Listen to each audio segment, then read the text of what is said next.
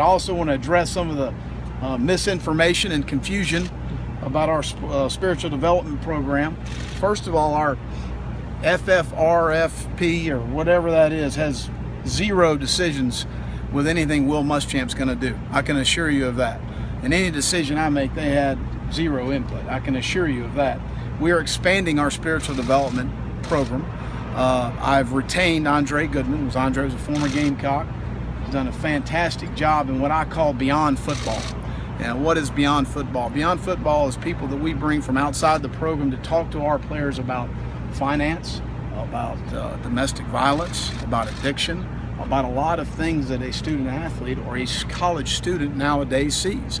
And Andre's done a fantastic job with that.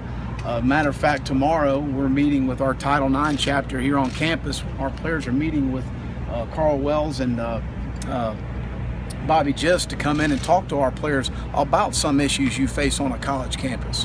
And it's about educating our players. I was going to hire Marcus Lattimore, and I've obviously very well documented. Marcus is going to stay with his foundation, which I totally respect and applaud him for what he's doing for young people in the state of South Carolina.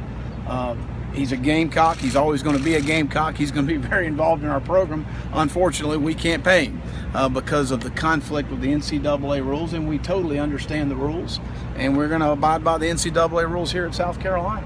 I am going to continue to explore to hire more people in that area for our players. It's all about the student athlete for me.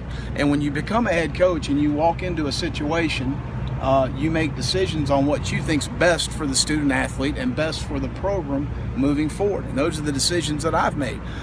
Sometimes whether it's a coach or it's a support staff member, a lot of those people were part of the best 3-year run in South Carolina history and have given an awful lot to the program.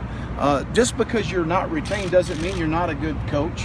It doesn't mean you're not a good support staff member. It just means that you're not going to be with us moving forward.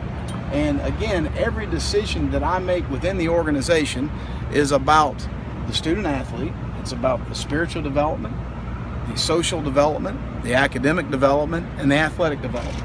And it's all about the student athletes for me. But I wanted to make sure I cleared up anything that was a lot of misinformation out there, because I'm all I'm going to say about it. But exit interviews went really well. This past week, every one of our position coaches and coordinators met with each of our guys on each side of the ball, and I met with every player on the team. 104 days till we report August 1st. It's a critical time for our football team to understand, to take ownership in what we need to do to be successful and to continue to progress. I had an occasional meal with our seniors last night. Just a really good, positive feeling about our football team right now, and we're at a good place. We need to continue to progress. I'll open it up for any questions.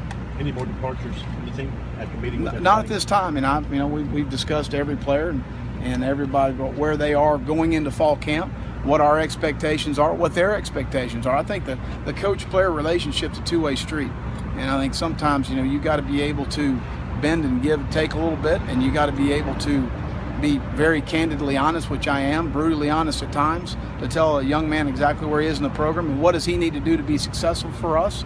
And those are the type of conversations we've had the last week.